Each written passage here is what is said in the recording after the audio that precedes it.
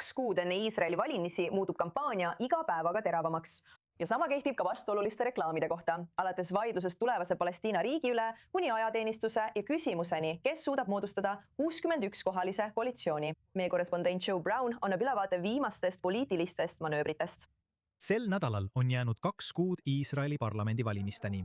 Liite moodustatakse ja lõhutakse. Uued parteid näitavad, kui suur toetus neil on ja iga poliitik ründab, et saada osa otsustamata valijate häältest. Enamik viimaseid küsitlusi näitab, et opositsiooniblokk on 61-kohalisele enamusele lähedal, kuid jääb siiski mõnest kohast puudu. Tõenäoliseks on muutumas, et nagu 2021 aastal võivad nad vajada abi Araabia raamparteilt, kuid see võib olla keeruline. Raami juht Mansour Abbas ütles oma parteile, et Palestiina riik on muutumas reaalsuseks. Gadi Eisenkot, kelle Yashari partei juhi praegu küsitlusi, vastas Abbasile teravalt, öeldes internetis, et Palestiina riiki ei eksisteeri ega saa olema tema juhitud koalitsiooni ajal. Toetus Palestiina riigile on iisraellaste seas ajalooliselt madal, eriti pärast 7. oktoobri veresauna, mil see järsult langes. Üks Pew Researchi küsitlus näitas, et vaid 32% iisraellastest usub, et Palestiina riik võiks eksisteerida kõrvuti Iisraeli riigiga. Aastaks 2025 oli see number poole võrra vähenenud. Isegi viimastel valimistel 2022 aastal kutsus tsentristliku Yesh Atidi juht Yair Lapid üles 2 riigi lahendusele. Nüüd on demokraatide Yair Golan ainus suurema sionistliku partei juht, kes kutsub üles 2 riigi lahendusele. Teisalt on ultraortodokse partei Shasi esimene valimisreklaam samuti köitnud Yeshari tähelepanu. Sa õppisid sel nädalal palju, nii enda kui ka kõigi sõdurite jaoks. Reklaamis näidatakse ortodokset juudi perekonda, kes valmistub reede õhtuseks õhtusöögiks ja ootab, et üks poegadest tuleks armeest sabatiks koju. See lõpeb vaidlustatud väitega, et viimastel valimistel hääletas Shasi poolt 30 000 sõdurit. Yashar andis korralduse video eemaldada hiljemalt kell 11 hommikul, sest nad väitsid, et see rikub valimiste reegleid, kasutades IDF-i sõdureid ja luues mulje, et poliitikas sõltumatu armee toetab Shasi. Keskvalimiskomisjoni esimees Noam Solberg nõustus Yashariga ja andis Shasile korralduse video eemaldada. Nad märkisid ka Shasi silmakirjalikkust, kuna nad hääletavad pidevalt ultraortodoksete juutide ajateenistuse vastu ajal, mil armeel on personalipuudus. Siiski võib armee näiline normaliseerimine ultraortodokses peres viidata sellele, et Shas võib hakata Haredi ajateenijatesse leebemalt suhtuma. Ja üks Iisraeli rahvusvaheliselt tuntumaid ortodokseid juute astub poliitikasse. 7. oktoobril nägin, et kogu riik oli hüljatud ja reedetud. Ja just sellepärast koos teiega. Loodan, et meil saab olema uus valitsus, mis on pühendunud Iisraeli maa ja rahva säilitamisele. Jonathan Pollard, kes veetis 30 aastat USA vanglas Iisraeli kasuks pioneerimise eest, on avaldanud toetust uuele parteile Israel First, mida juhib endine asevälisminister ja endine Likudi Knesseti liige Sharon Haskel. Talli on varasematel valimistel pakutud kohta paremäärmuslike parteide nimekirjas, kuid ta on neist keeldunud.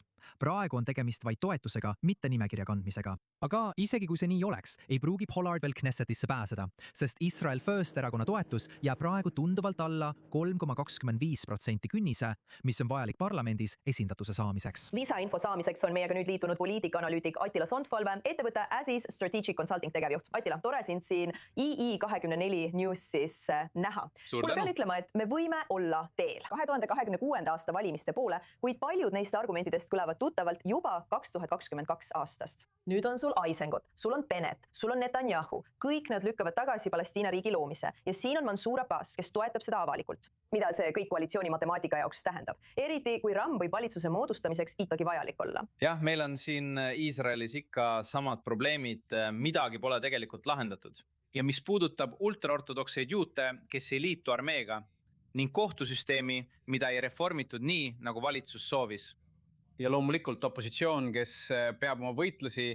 Nii et midagi ei muutunud, isegi loosungid ei muutunud. Netanyahu jätkab sama loosungiga, püüdest, et panna Eisenkoti Araabia parteiga kokku ja näidata, et tal pole ilma nendeta koalitsiooni, mis muide praegu tundubki tõsi olevat, sest numbrid ei kapi. Aga Iisraeli poliitika on selline valdkond, mida tuleb väga hoolikalt jälgida, sest me näeme numbreid ja küsitlusi ning hakkame valitsusi ja koalitsioone moodustama juba enne, kui valimisedki toimunud on. Probleem on selles, et siin on allhoovused, mida me tegelikult ei suuda mõista ja ma tunnen seda.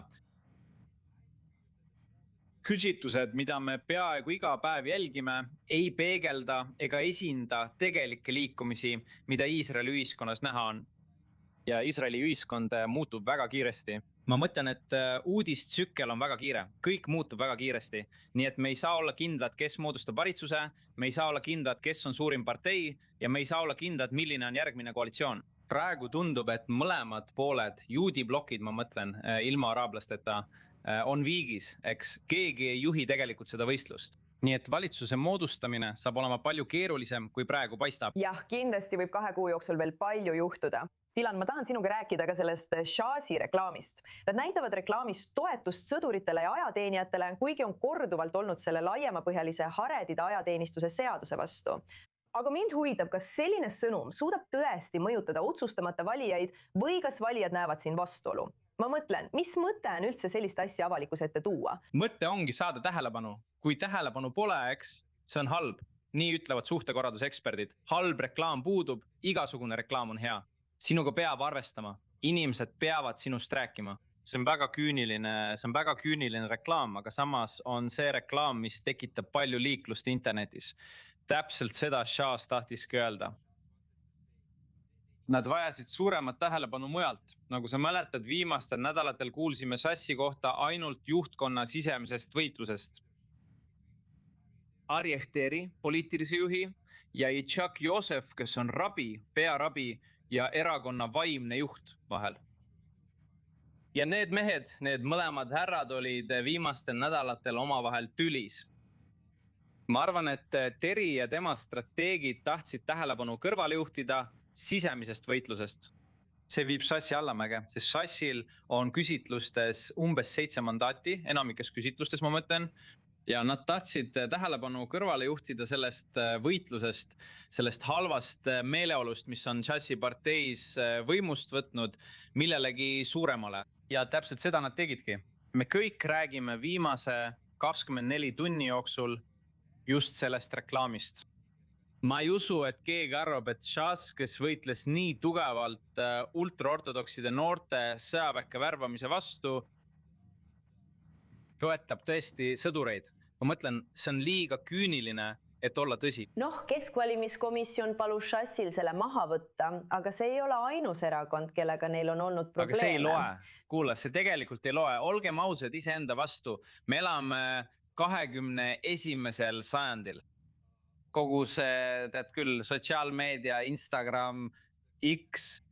Ja kui see kord on juba väljas, TikTok, siis ongi kõik väljas. Need, me närime selle kõik läbi, eks. Kõik teavad sellest. Sa ei saa tänapäeval enam midagi päriselt maha võtta.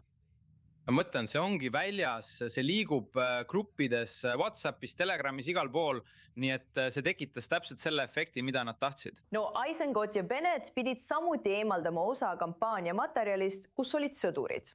See on teema, mida näeme erinevates erakondades. Kas nad püüavad seekord piire veelgi kaugemale nihutada? Nüüd ei ole asi enam piirides, asi on teemades. Netanyahu ei taha rääkida sõjaväest, sõduritest, ajateenistusest ja nii edasi. Opositsioon tahab täpselt sellest rääkida. Opositsioon tahab näidata, et see valitsus jättis teenivad reservväelased ja sõdurid unarusse.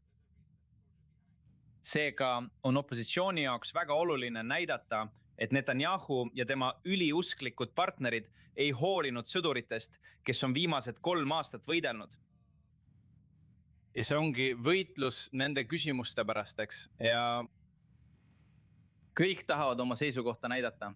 Netanyahu püüab näidata, et see, mida ta viimase 3 aasta jooksul tegi, on toonud võite nii mitmel rindel. Näiteks Iraanis, Liibanonis ja Gazas. Hoolimata sellest, et isegi nendel päevadel näeme, kuidas erinevad tüüpi objektid lendavad Gazas sisse. Gaza poolt on viimastel tundidel tulnud mitmeid objekte, aga... Nii et Attila Sonntag, ma tahan sind väga tänada, et olid meiega ja andsid meile ülevaate Iisraeli poliitilisest sfäärist. Aitäh sulle! Suur tänu, head õhtut!